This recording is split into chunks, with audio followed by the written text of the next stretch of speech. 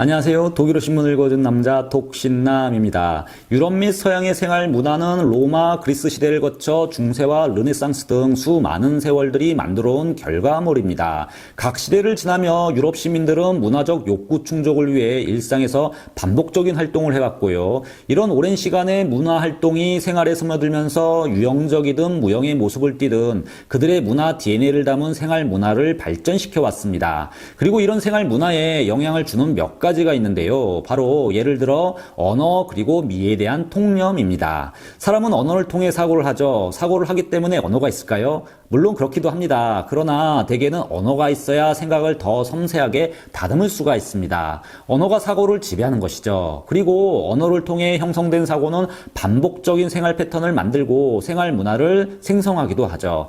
이렇게 사고를 통해 생활 문화가 만들어지는 겁니다. 그러나 몇몇의 생각이 언어를 만들도록 자극하기도 합니다. 바로 아름다운 미 같은 가치들이죠. 그래서 미학의 시초를 플라톤이라고 말을 하기도 합니다. 미의 시작은 나는 무엇을 바라는가 라는 플라톤의 물음에 대한 답변에서 시작되었다는 것이 주류 의견입니다. 바로 문화적 욕구 충족의 출발점이 미라는 것이죠. 이를 더 설명하면 오늘 얘기가 벗어나게 되기 때문에 이 부분은 여기서 멈추겠고요. 그만큼 언어와 미의 관념은 생활 문화에 엄청난 영향을 미친다는 것은 당연한 겁니다. 그런데 한류 얘기를 해야 하는데 왜 이런 고리타분한 얘기를 제가 하고 있을까요? 바로 한류가 이제 이 오랜 세월 르네상스와 바로크, 신고전주의 등 그 역사를 지나 형성된 서양의 언어와 이 미에 영향을 미치고 있기 때문입니다. 미의 아름다움은 문화적 충동 욕구의 시작입니다. 얼마 전 유럽의 생활 문화 자체를 바꿔가는 한류에 대해 영상을 올려드렸었는데요. 어찌 보면 그 변화는 겉모습, 외적으로 비치는 모습, 단지 현상의 형식만 소개해드린 것뿐입니다.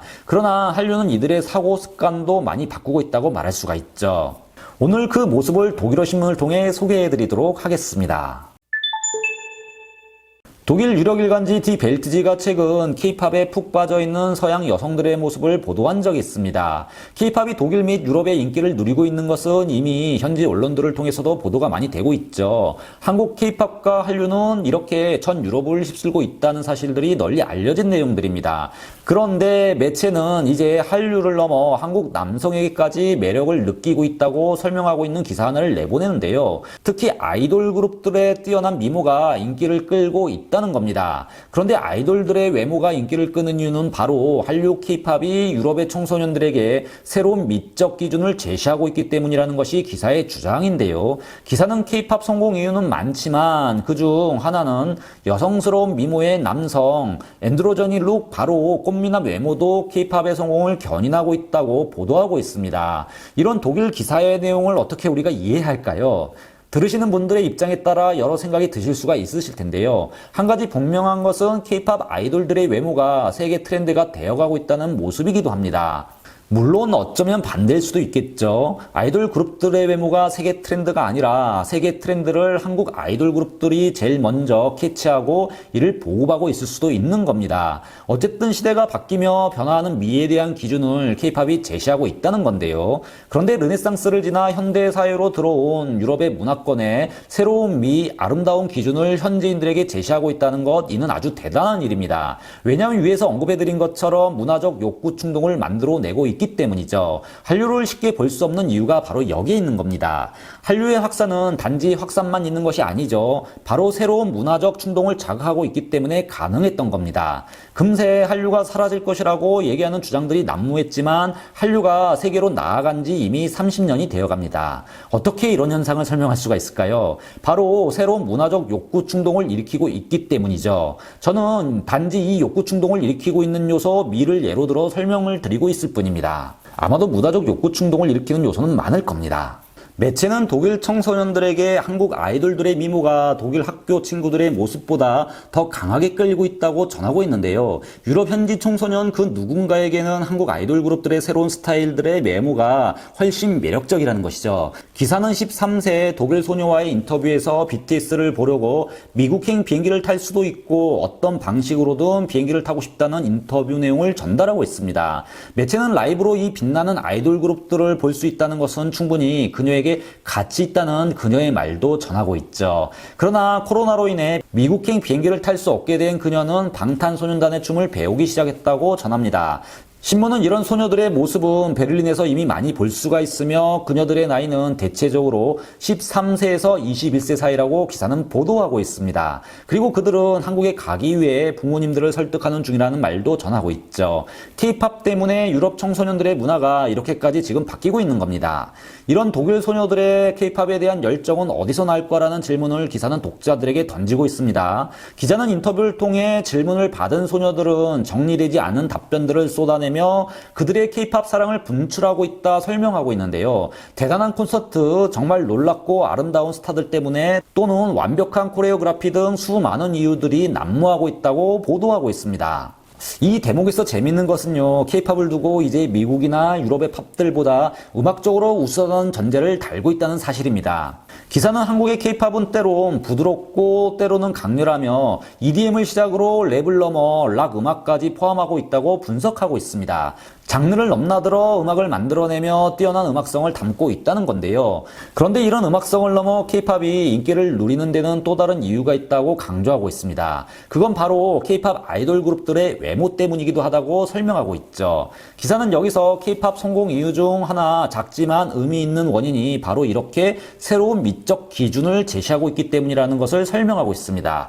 그런데 미적 기준을 트렌드화 시킨 것이 K-팝의 성공까지 불러올 정도라면 이미 서양 청소년들 사이에서 미의 개념이 바뀌고 있다는 증거이기도 한 겁니다. 물론 앞에서 말씀드린 것처럼 전 세계적인 미에 대한 트렌드를 K-팝이 먼저 읽어낸 것인지 아니면 K-팝이 새로운 미적 기준을 제시한 것인지 정확히 말 수는 없습니다. 그러나 새로운 미에 대한 문화적 시각을 리딩하고 있고 K-팝이 영향을 미치고 있다는 사실은 분명하죠. 기사는 놀랍게도 이런 베를린에 있는 팬 그룹들은 이제 프랑스나 미국뿐만이 아니라 칠레, 호주, 러시아, 세계 곳곳에 존재하고 있다고 보도하고 있습니다. 그리고 이런 인기는 어제 오늘의 일이 아니라고도 설명하고 있죠. 기사는 이미 10년 전부터 서양에서는 K-팝의 인기가 확산되었으며 이 파도는 계속해서 커져가고 있다고 밝히고 있습니다. K-팝 걸그룹 블랙핑크는 인스타그램에서 이미 4,300만의 팔로워를 거느리고 있으며 남성 아이돌 방탄소년단은 5,220만을 확보하고 있다고 설명하고 있습니다. 또한 2020년 공개된 방탄소년단의 다이너마이트 유튜브 클릭 수는 카운팅 자체가 무의미하다고 설명하고 있죠. 이런 성공에는 물론 아미라는 팬클럽이 자리 잡고 있다고 강조하고 있습니다. 그리고 아미는 거대한 커뮤니티로 학교에서 그리 많은 아미가 존재하지 않는다 할지라도 가상세계에서 아미는 늘 존재하고 있다고 보도하고 있습니다. 또한 왓츠 앱에서만 수많은 팬클럽이 존재하고 있다고 설명하고 있죠. 그런데 이 부분에서 중요한 대목 하나가 나옵니다. 기사는 이상하게도 K-팝 외모에 대한 공격이 이 팬들을 더 강하게 묶고 있다고 서술하고 있는데요.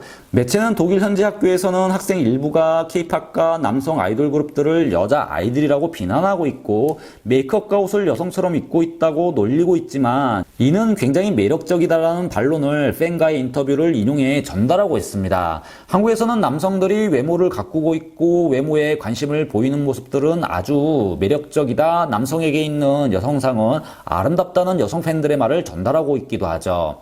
또한 그들은 때로는 눈물을 보이기까지 한다고 설명하며 이 또한 K-팝 팬들에게는 매력 있는 인간의 모습임을 강조하고 있습니다. 매체는 이들 팬들의 사랑이 이런 증오와 아픔에 같이 공감하는 형태로도 나타나고 있다고 밝힙니다. 기사는 아이돌 스타 한 명이 아프면 같이 아파하며 그룹 내 한 명이 증오의 대상이 된다면 온라인 플랫폼을 통해 지원 사격을 하고 있다고 밝히고 있습니다. 또한 13세의 소녀는 스포티파이에서 언제든지 음악을 들을 수 있지만 기꺼이 스타의 CD를 구매한다고 보도하고 있습니다. 기사는 다시 방탄소년단을 예로 들며 BTS의 CD 한 장은 아마존에서 32유로이며 이와 함께 포스터, 사진 앨범, 스티커 등이 있다고 전합니다. 즉 이렇게 새로운 미에 대한 이 기준을 사수하려는 움직임이 서양 청소년 문화에서는 강하게 나타나고 있다는 것이죠. 이 새로운 미에 대한 기준이 여러 문화 활동의 충동 욕구로 이어지고 있는 모습들을 이렇게 매체가 전달하고 있는 겁니다. 서양의 언어 습관에도 K-팝은 엄청난 영향을 미치고 있습니다. 영상 앞부분에서 설명을 들었지만요. 유럽의 생활 문화는 고대 로마, 그리스, 그리고 르네상스와 바로크를 거쳐 형성되었습니다. 언어 또한 마찬가지죠. 아직까지 세계사에서 주류로 등장하고 있는 시대적인 사조는 유럽의 것들입니다. 물론 이에는 여러 가지 이유가 있습니다. 먼저 잘 살기 때문이기도 하고요. 과학의 역사와 맥락을 같이 하고 있기 때문이기도 하죠. 그만큼 자신들의 문화에 자부심이 강하다는 겁니다. 아직까지 우리가 그들의 것을 더 많이 배우고 있지 그들이 우리의 것을 저희만큼 배우고 있지는 않죠. 그렇게 이들의 언어는 이런 시대를 담고 있습니다. 쉽게 이들의 언어가 아시아화 되지 않는 데는 이런 우월감이 있는 건데요. 유럽이 한때 동경했던 일본 문화도 이들의 언어에 영향을 주지는 못했죠. 그런데 최근 한류의 붐을 타고 한국어를 배우고자 하는 새로운 트렌드가 생기고 있다는 것은 다 아실 겁니다. 그리고 이렇게 이들에게는 새로운 문화, 한류는 언어에까지 영향을 미치고 있죠. 독일어도 하지 못한 일들이 지금 한류의 바람을 타고 한국어가 만들고 있다고까지 생각하고 있는데요. 독일 대중예술 전문 매체인 무직 익스프레스는 K-팝이 어떻게 영어를 풍요롭게 하는가라는 제목의 기사를 2021년 10월 14일 썼던 적이 있었습니다. 신문은 오징어 게임, 기생충 등은 이미 수천만이 시청을 했고 수많은 사람들의 입에 오르내리고 있으며 블랙핑크와 방탄소년단은 세계 최고의 밴드라고 설명하며 기사를 시작합니다. 이에 따라 한국어가 널리 알려지는 것은 당연한 것이라고 말을 하며 영어 사전에 편입되어 가고 있다고 전하고 있죠. 그리고 이미 오래전부터 한국어는 사랑을 받아오고 있다. 90년대부터 한국 드라마가 성공하며 한류, 한국의 파도가 시작되었고 2000년 중반부터 K-팝이 새로운 힘을 받기 시작했다. 그리고 이제는 한국어를 배우고자 원하는 사람들은 방탄소년단 소속사 하이브에서 배울 수 있다는 사실들을 소개하고 있습니다. 또한 그 영향력은 이미 확인되고 있다고 매체는 설명하고 있는데요. 바로 26개의 단어가 이미 옥스포드 영어사전에 등재되었다고 밝히고 있습니다. 그런데 이는 그리 우리에게 감동적인 일들은 아니죠. 이미 다 알고 있기 때문입니다. 하지만 매체가 주목하고 있는 것은 바로 한국어의 일상화입니다.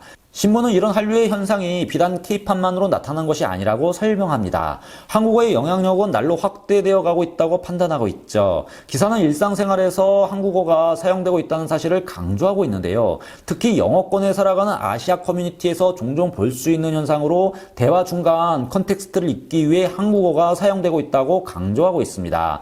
그러니까 대박 이런 단어들이 실제 사용되고 있다는 겁니다. 그리고 이런 이유로 옥스퍼드 영어사전에 한국어가 실렸다고 강조하고 있죠. 즉 생활 언어로 지금 한국어가 세계에서 진화해 가고 있는 겁니다.